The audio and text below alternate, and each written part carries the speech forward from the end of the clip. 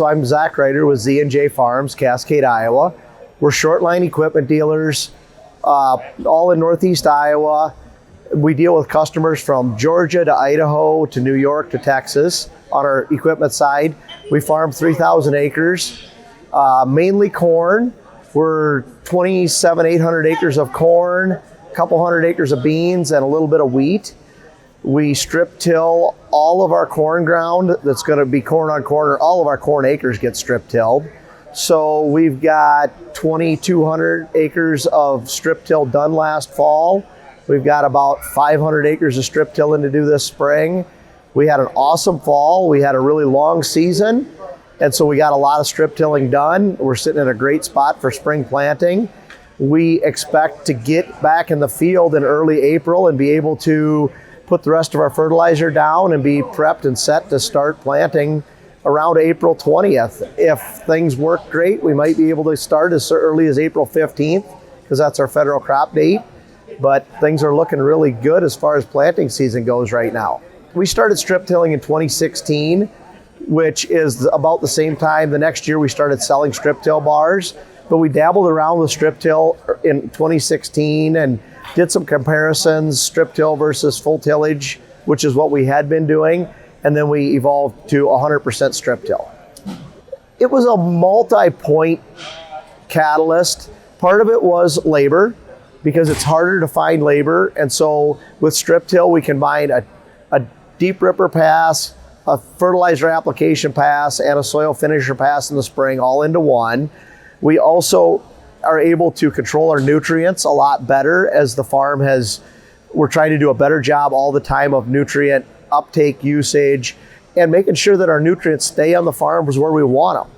So that was a big part of the decision. And then the third part, and not to be overlooked, is the soil health and the soil erosion part of that. We're getting far less soil erosion, we're building our soil health, and we're seeing our soils come around and become more active, more alive. And so that's been a big part of that process. I talk to strip tillers all day at farm shows. I talk to strip tillers basically almost every day. New strip tillers, I tell them, have a network. Work with a dealer that knows strip till. There's a lot of really good equipment dealers out there. Some of them know strip till, some of them don't. So seek out a dealer that knows strip till and works with strip tillers, because it's really a shift in your mind on how your whole operation works, but the shift is far worth it. It's really, really neat, the things that we're seeing these soils do, and how our soil health is getting better, how our yields are getting better, and how we can control our costs. I mean, we're happy to help people out and get them into strip till, because the more people we get strip tilling, the better it gets as an industry, and we get more people looking into it. So, and that's why I always encourage people, you might have to seek out somebody that's not your local equipment dealer, because they maybe don't have a lot of experience with strip till. Seek out some of the dealers that are out there that do strip till, maybe exclusively. Like our company, we're very, very heavily invested in strip till, or there's other companies out there that really work with strip tillers, and they can share tribal knowledge from strip tillers in Georgia. Might have some really great points that we can pull into the Midwest.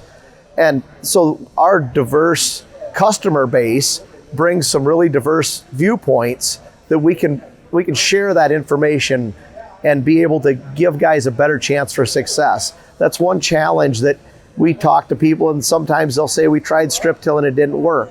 And my question always is, did your dealer support you? Did they give you information? Did they help you out? And a lot of times those guys say no. They dropped the machine off on the farm and they left, and they were left to their own devices.